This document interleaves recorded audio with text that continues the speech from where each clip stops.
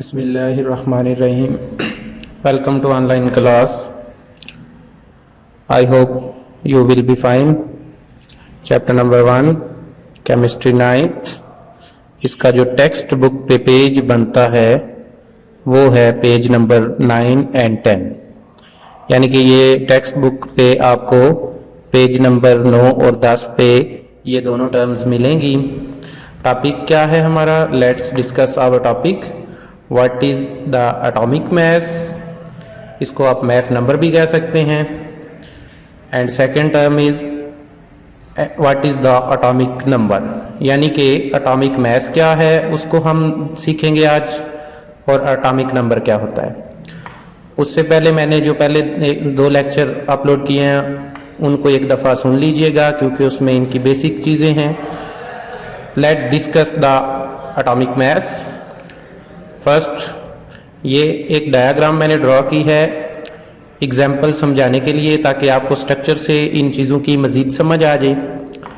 ये मेरे पास एक सोडियम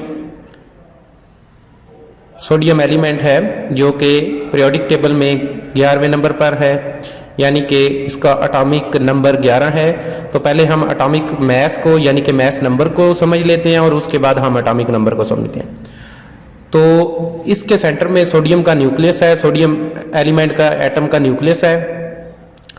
ये जो इर्द गिर्द दायरे नज़र आ रहे हैं ये शेल नंबर 1, शेल नंबर 2 और शेल नंबर 3 है। शेल नंबर 1 में 2 इलेक्ट्रॉन हैं, शेल नंबर 2 में 8 हैं, 2 और 8 मिलके हो जाते हैं 10, और शेल नंबर 3 में एक 11वां इलेक्ट्रॉन है। तो ये इस स्ट्रक्चर में न्यूक्लियस के अंदर जो होते हैं वो प्रोटॉन्स और न्यूट्रॉन्स होते हैं, और जो शेल्स के अंदर होते हैं वो इलेक्ट्रॉन्स होते हैं। According to definition of atomic mass, the sum of the protons and the neutrons present in the nucleus of the atom is called atomic mass of the atom and it is represented by A, capital A. इसका formula मैंने लिखा है नीचे, check कर लें। A is equal to G plus N. G क्या है? ये एटॉमिक नंबर है, एन होते हैं नंबर ऑफ न्यूट्रॉन्स, और ए कहते हैं एटॉमिक मास को। अब यहाँ पे मैंने जो एग्जांपल ली है वो सोडियम के लिए है। उसमें एटॉमिक नंबर उसका 11 है और मास नंबर उसका 23 है। ये पीरियोडिक टेबल में 22.99 है, तो राउंड ऑफ करके हम इसको एग्जैक्ट वैल्यू में 23 कंसीडर करते हैं। अगर इसमें से आपने चेक करना हो कि न्यूट्रॉन कितने हैं, हमें यहाँ पे 2 वैल्यूज मालूम है। एक उसका एटॉमिक नंबर यानी कि number of protons present in the nucleus, और दूसरा उसमें मास नंबर गिवन है।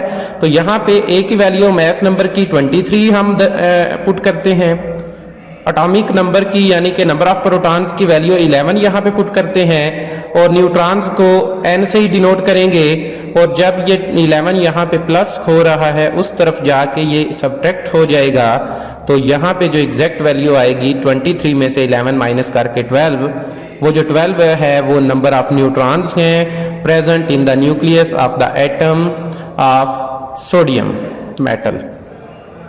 ये है एटॉमिक मास, जिसमें 2 चीजें ऐड हों तो क्या बनता है एटॉमिक मास। कौन कौन सी 2 चीजें ऐड होती हैं? एक उसके प्रोटॉन्स की तादाद, और दूसरा नंबर ऑफ न्यूट्रॉन्स, यानी कि the sum of the protons and the neutrons present in the nucleus is called atomic mass या मास नंबर।